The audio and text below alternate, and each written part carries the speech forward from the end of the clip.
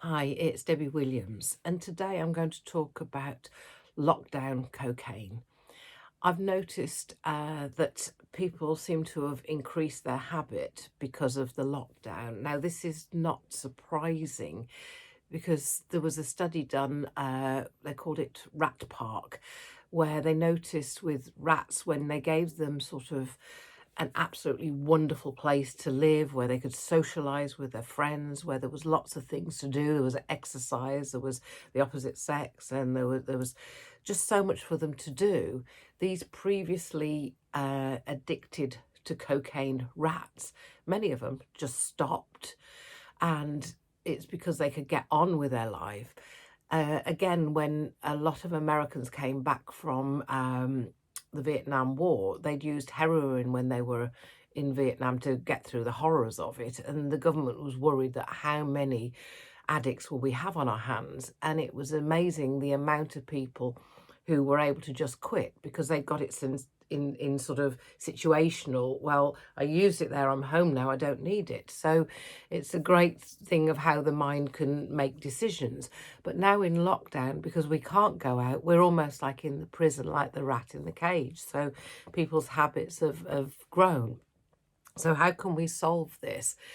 Well, until we can come out of lockdown, we can make a decision of how can I find joy in my day or in my week, and recognize that we're not rats. We have more ways to process and more ways to come up with ideas. One client of mine, they'd had a blip through lockdown, and what they did, they looked at the house and thought, right, we're going to sort our house out. They decorated it from top to bottom, and 6 weeks later, they'd done absolutely loads.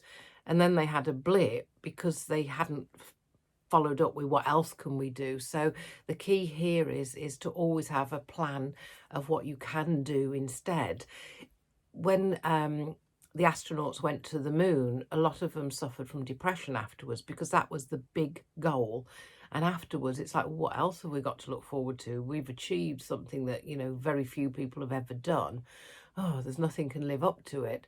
But we have to understand that we need lots of little goals. And I talk about keeping a champagne stroke boredom list, that if you take 5 minutes to start it and then you keep adding to it, so it could be as boring as sorting my shirts out for the charity shop, to researching, to going swimming with the dolphins when we can see that you can still do a lot of planning in this time and dreaming about what can happen in the future and working out what you can do to help that to happen.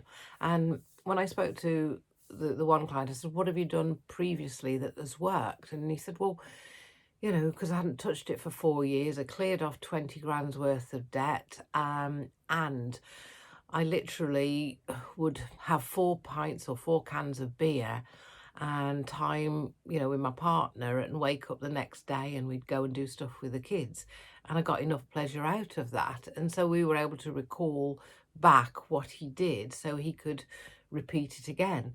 So thinking about what have you done in the past, one client, he got into a habit, he'd use it the weekends and midweek, and I suggested for him midweek maybe he could take his family out for a meal. And he said, oh yeah, you know what, when I've done that, I've not wanted Coke. I thought, that's interesting. And obviously in a lockdown, you could do something at home of maybe, let's get the candles out, let's make it special, let's order a really nice takeaway and make an event of it, if that makes sense. And talking to my client, because his kids were having birthdays, and I said, you can create memories here. You can create memories for your little girl that loves Frozen. You can buy some cheap costumes and create something that is really, really special, even within the confines of lockdown. Now, I hope this has helped, and I hope it's triggering some ideas of the things that you can do. Please visit the website www.birminghamcocaineaddiction.co.uk, because linked from the homepage is a completely free course that if you're determined to quit and you listen to it often, it will help sort out your mind. There's a page linked to it that's full of trances, and hypnosis, good hypnosis, is like going on a trip. It's like taking drugs. It's like free drugs, but there's no come down. It's just an opportunity to switch off. It's an opportunity to get your mind in the right place to make yourself free from this unhelpful habit. Okay, great talking to you today. Bye now.